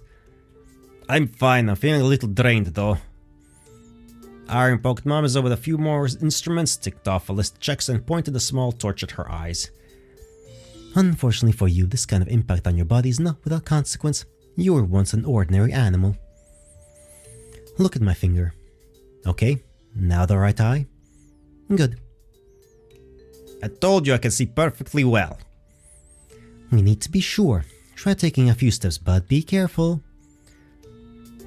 Mamazo sighed irritably and crossed the room in one big jump, doing a somersault and almost hitting the lamp with her tail. Marissa, who was in the process of crossing the doorway, was startled by the fur ball flying at her. Ah! What the heck? I almost had a heart attack. Iron nodded nonchalantly and ticked a few more boxes. Movement coordination is normal. See how honest people are driven mad by these stuck-up doctors? That's why you should only trust folk medicine. Somehow that fucking Russian accent fits perfectly. Sense of humor too. To be honest, I was afraid it would take a couple more days to regain all cognitive functions. But it seems Udon did a really good job this time. You can be discharged. As long as your memory is still intact. I hope you remember what happened yesterday. I remember a bluish light, then it all gets all foggy. Yago Koro-san told me about your hunches. It's not something you see every day. Was the light specifically blue? Well, maybe purple, but I'm not sure anymore. Was it warm? Sort of. Sort of, yes. Then I'm afraid I don't have any other theories for you. Did you question Clownpiece, by the way? Well, not exactly questioned. We just talked. But she didn't answer me, so I guess she really doesn't know about anything. If Hekatia was up to something, she didn't tell her about it. It's unlikely that Apostazolai-san personally made any plans to threaten Gensokyo. Such a thing would be too petty for beings like her. But she did come around to take a bunch of fairies to hell, and then tortured them in all kinds of ways. They weren't even guilty of anything. She came to us to ask permission, even though she didn't need to. It was just a momentary whim, nothing more. Why can't it be a whim now? Because she's a high-ranking member of the Ministry. The Ministry doesn't want any conflicts with Gensokyo, and letting a spirit like that in is a more serious intervention than collecting petrified fairies. Besides, those stones could have harmed Gensokyo, so it's also in your best interest to give them up. How do you know all this? Did Hekatia tell you about our conversation or something? I just guessed. It isn't that difficult. It was as I said, wasn't it? Basically, I guess. I believe someone else could be the culprit. A minor god from hell with an old score to settle with someone. Or somehow, the spirit was overlooked in old hell and came from there. If Lapis Lazuli son really wanted to harm Gensokyo, it would be long gone by now. Is that goddess really that strong? I don't know. I suppose she's a force to be reckoned with since she's allowed to rule the Buddhist hells even though she's not from the Buddhist pantheon. Isn't she now? Isn't it obvious from her name? Ah yes, of course. She was once a goddess in the pantheon of the Hellenes, an ancient people from Europe, but about 2000 years ago their religion died out. You can imagine what she's capable of if she's still active even without followers after such a long time. Oh. Then we better just stick to chatting. Just let me take a quick breather and I'm off to see what happened to Sumireko outside. No smoking in here. Aaron pointed imperiously at the sign that hung near the entrance. The sign displayed a distinctively crossed-out smoking pipe. Blimey. Let her smoke, and we'll deal with Hekatia. Yes, that's for the best. Then let's go. Be sure to come to my shrine when you come back from the outside world. Reimu and Marissa went out into the corridor and hurried towards the exit. So where do we start? What's the fastest way to contact Hekatia? I think Eiki might be able to help. She's her underling after all. Eiki Shikiyama Zanadu. Eiki Shiki is the Yama in charge of the judging of souls and of the humans in the yokai of Gensokyo Yama. Xanadu is not part of her name and is used as a title or call sign in the service of the ministry. Since she is responsible for the fate of souls after death, Eiki feels it is her duty to read instructions to everyone she meets, even if she hasn't been asked. This makes it difficult for the vast majority of humans and yokai to communicate with her, though they would do well to listen. Eiki does so with the best intentions. With the help of her mirror, she can see the accused's past and all their sins. It uses to lie to her, and if anyone does, they'll receive more lashes from the red rod of remorse, which the Yamas use to beat the accused and make them repent for their sins. Nip. Cool. Who else is there? And by the way, Iron said that the old hell might be involved. I don't know. I think we should start with Higan. You go here and I'll go to old hell. It'll be quicker. Yeah, we can do that. Marissa jumped on her broom and took off. Reimu froze in midair. She hadn't thought of it at first, but the entrance to the netherworld was much closer than Higan. Maybe she should have gone there first and asked Yuko for advice. Since she works for the ministry and is in charge of the netherworld and all the phantoms there, it would make sense. However, she doesn't directly answer to the hell gods. What does Reimu decide to go? Oh shit, there's important choices.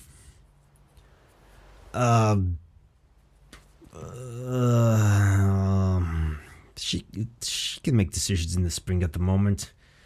Let's fly straight at the key gun. She's determined to figure out without anyone else's advice. It would be in the Yama's best interest to keep Gensokyo stable, and for morals like her, that's always been her first priority. After passing through the human village, Reimu found herself on the road of liminality, the road that took the souls of the dead to the Sanzu River. On the first day of Obon, it was filled with fresh souls and the people who were seeing them off on their final journey. On both sides of the road there were shops where passersby were politely offered all sorts of posthumous goods that could appease the Yama or predict its judgment. Of course they didn't work, but the ministry had to find funding somewhere, right? I love this part. I love that. Like all the serious stuff of the gods and stuff, magic, and then like, yeah, I gotta have money somehow, somewhere. A few years ago, Eiki had told Reimu that the ministry's finances were almost as bad as the Hakurei shrines. Apparently not much had changed since then. Komachi Onozuka, Coin Reaper. She saw a familiar Shinigami named Komachi Onozuka at the wharf. She was supposed to take Reimu to the other side of the river where Higan was. A small queue of souls lined up to her as she waited for the crossing. Hey Komachi, are you busy? Oh, what do I do? Hey, what does it look like? It looks like you're waiting for me and that you're willing to take me to the other side of the other shore for free. Are you looking for my boss? Yeah, I guess so. It looks like we should get a move on, because this is serious. And you guys won't mind, will you? The souls who were humbly waiting their crossing continued to stand with their heads bowed, and did not react to the fairy woman's question. I guess not. Climb on! The shore quickly disappeared from sight, and the boat was swallowed up by the fog that stood over the water. Nothing could be seen but the vague silhouettes of giant monsters that were waiting for an opportunity to swallow the greedy souls who refused to pay Komachi. Reimu was greedy, but she wasn't a soul yet, so she wasn't in danger of such a thing. So why do you need the Yama? Is it because of what happened yesterday? You have a hunch of who might be behind it. You ever heard of people's souls absorbing a piece of hell? Nope, it sounds like something out of a Buddha and the spiderweb story. It's not a story, it's real. Some kind of ministry experiment to test the torture resistance of souls. Oh, I've never heard that before. So, Futatsuyu-san was attacked by a spirit like that? That's Iron's version, I guess it's safe to believe it. What about Futatsuyu-san herself? Did you manage to get her up? Yeah, she's awakened now. She said she only remembers the color of the spirit. Well, that's better than nothing. You seem kind of relaxed. Doesn't that scare you? Hell spirits? No way. Even if someone dangerous did sneak in, my boss would just call her superiors and they'd take care of it. Is that simple? Yeah. The guys at the top don't want trouble in Gensokyo, otherwise where will they get faith? I see. Meanwhile, the dock at the small wharf near a vast meadow dotted with flowers. They docked. Amidst the chaos of colors, many human figures stood silent, dressed in white robes and traditional clothing of souls, awaiting the judgment of the Yama. Elysian Field Station. Next up, the throne of the Yama. It's just ahead. Go on, I'll ferry some people in the meantime. As she traveled deeper into Higan, Reimu came across more and more souls. Occasionally one would turn in her direction, but for the most part, they were just staring at their feet, apparently contemplating the end of their lives. It wasn't a very long walk. The throne of the Yama stood close to the river so that souls wouldn't wander in vain. Eiki Shiki Yamazaladu Radical Dull Moralist. Radical dull. Radically dull. Sure. As Reimu approached Kinsokyo's Yama, Eiki Shiki was finishing judging one of the souls. Apparently, the punishment didn't promise to be particularly harsh. Eiki looked calm, though somewhat annoyed, as she read the fate of the deceased in her mirror. And eventually you decide to outdrink those 2 rabbits on a bet. But then you drank too much, passed out, and choked on your own vomit. The soul nodded briefly, confirming the Yama's words. Apparently the dead man himself was ashamed of such a ridiculous way of getting to the other side. Well, you've lived a decent life, provided for your family, and left heirs. I can't accuse you of anything serious, except your own stupidity and a couple of other misdemeanors. You will be reborn. The Yama swung her rod and brought it down onto the dead man's head with palpable force, causing him to vanish into thin air. This man didn't seem to be much of a troublemaker when he was alive, since there was only one blow. This is not a good time to distract me from my work. Are you here because of the incident involving Sumire-Kosami yesterday? Yes, we suspect it was caused by a spirit from hell. I'm sorry. What spirit? Well, the souls of people who absorbed a part of hell after a particularly horrible torture. Do you know anything about that? I have no idea what you're talking about. Who told you about that? Iron. She said it was some old ministry experiment. Yagokoro-san. Given her background, she might be familiar with the ministry's scientists. However, I've never heard of such a thing. It's inhumane. I will now contact the chief judge. Address him only as Yamaraja-sama, and be courteous. He can get very angry at times. Reimu didn't know much about Buddhism. She had only heard of the most famous figures like Shakyamuni, Buddha, or Vaisravana Bishamonten, whom Nazarin served. But the tense tone in Eiki's voice made it clear that she was about to talk to a very important person. In a very unimpressive looking screen. After doing something to the mirror, Eiki stepped back a considerable distance and pulled Reimu behind her. After a few seconds, the reflection of the fields of flowers in the mirror was replaced by the figure of a full mustached man with horns on his head. Yamaraja, listening. Good afternoon, Yamaraja-sama. This is the Yamazanadu speaking. The Hakure Shrine Maiden has just given me a report. Some souls sighted in Gensokyo appear to have absorbed pieces of hell. She is here, right next to me. Hakure-san, tell me what happened. Reimu's mind raced through Maris's accusations of Hecate and Iron's rebuttal. Perhaps throwing accusations at the high-ranking members of the ministry in front of the ministry's chief judge wouldn't be the smartest thing to do. However, this Yamaraja would be able to clear things up right away. On the other hand, there's no guarantee that he wasn't involved in the incident either. Fuck me. That's a cue. But we don't have any evidence for anything. Doesn't make sense. No, we're gonna hold back. We can't make bold accusation like that without any kind of proof or anything. We just have unreliable witness report that was a blue or maybe purplish spirit. And the idea of scientists, we don't know. Indeed, it would be better to state the facts rather than throw around baseless accusations. That would hardly please a judge, much less the most high-ranking one. Speak up, Yamaraja-sama can hear you. Yes, hello, Yamaraja-sama. I am Reimu, the current Hakure Shrine Maiden. It all happened last night. Reimu described the events of yesterday in great detail. Her and Mamizo's little plan, Sumeko's murder, and Iron's hunches, leaving out Hekatia's suspicions. The Amirage remained silent the entire time, and did not speak even after Reimu had finished. The Shrine Maiden wanted to ask a question, but Aiki tugged at her sleeve and shook her head, signaling that she should not interrupt the judge's thoughts. Interesting. I can see that you're not lying, but only a narrow circle of executioners and the higher-ups have access to Avichii, where these spirits are kept. Has Yagokoro Hassan mentioned any specific suspects? No, and I don't know either. In that case, we will conduct our own investigation and send the Kishin to capture the spirit in question to punish those responsible, if it is indeed as you say. This hearing is adjourned. Thank you very much, Yamaraja-sama.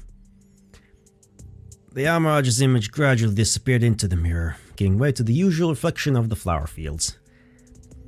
I thought he'd be angry, but everything went surprisingly smooth. Even a Kishin was sent. Surely that's enough. If the ministry leadership isn't involved, it'll be over quickly, I promise you. Sending a Kishin is a big decision. Couldn't this have been organized with the ministry's approval? Perhaps you should have asked that before we spoke. Yeah. In that case, it's unlikely anyone could do anything without involving the supreme deities of other religions. But that assumption is where the paranoia begins. I wouldn't advise going into it. And I'm just clarifying, just in case. If you have no other questions, please leave me alone. I've got a lot of work to do today. Don't overwork yourself. It's Obon. Thanks, you too. Well, that was surprisingly easy to communicate with. Komachi didn't have to wait long. After dropping her off another poor soul on the shore, she took Reimu back to Gensokyo, listening to her account of her conversation with Eiki's superior. Well, all's well that ends well. If they really sent a Kishin, there won't be any problems. Ends well. We still don't know what's going on with Sumireko. Speaking of which, I wish I'd asked if someone else had judged her. Relax, Yamaji-san promised to help. Everything will be alright. I hope so. On her way to the temple, she found herself back in the village square. Apparently, the ceremonies had already ended, but many people had decided to continue their festivities there here. One of the stalls was selling such tasty manju that the shrine maiden decided to buy a few and take a break. As she slowly savored the sweetness of the bean paste in her mouth, she watched the people passing by. Many of them were drunk and unaware that they might be in mortal danger at this very moment. Although, to be fair, Reimu herself didn't feel any danger, just an oppressive sense of uncertainty. She sure had been happy that the incident would be handled by at the highest level. She could even go on a well-deserved break, leaving everything to the Kishins. But the weight of responsibility made her think about the safety of the people, even now. Oh, we have the vampire and Goichi Komeji unconscious friendliness. Right? Reimu saw two girls in the crowd, one with a wide-brimmed black hat and the other with prominent blonde hair and like crystal wings. Now that's kind of more noticeable. The first one was Koichi Komeji. She had most likely come to the Myoran temple because she was a welcome guest due to her specific state of mind. Koichi was completely harmless, but as for the blonde girl next to her, Reimu had her doubts. It's a vampire. Flandra Scarlet was the younger sister of Vermelia Scarlet, Sakuya's mistress. Flandra didn't usually go out of the mansion, preferring the privacy and company of her loved ones. And perhaps for that reason, there were rumors in Gensokyo claiming that she was unsuited and almost dangerous to society. Reimu had never taken them seriously, but now she remembered them all at once, as well as her meeting with Sakuya yesterday. It looked like Flandra has decided to celebrate her birthday a day later. It was worth it to at least say hello and make sure all the rumors about her were false, and that people weren't in danger. Quickly finishing the last of her pastry, Reimu rushed after them. Koichi! Hey, Koichi! Oh, Reimu! Oh, I need to give her the slower voice. Koichi rushed toward the shrine maiden with her arms open for a hug. In a normal situation, Reimu would have grabbed her Gohei, but such a heated greeting was commonplace for her. Long time no see. How are you doing? I'm getting there. What about you? Did you decide to celebrate your birthday after all?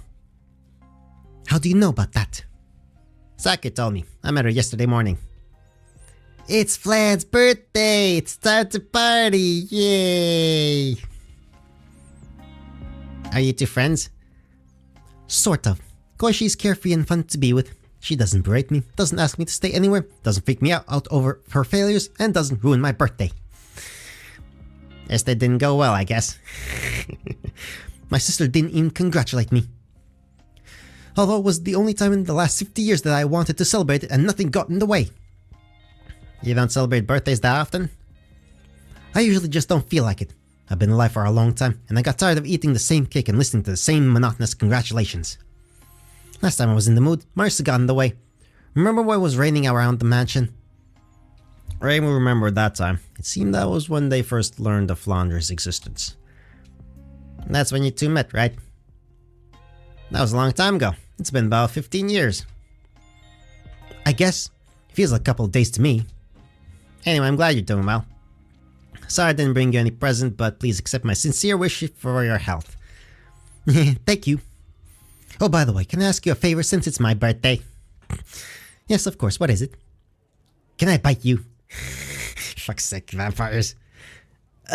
Bite? I'll drink a little, and that's it. Honestly. Raim was confused at the son question. She had heard that Flandre, unlike her older sister, couldn't drink blood from people while leaving them alive.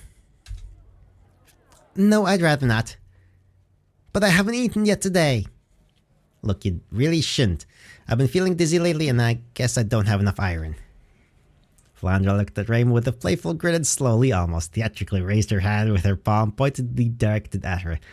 The Shrine Maiden caught her breath. Oh yeah, right, vampires, they have powers. Stuff. Both vampire sisters were well known throughout Gensokyo for their powers.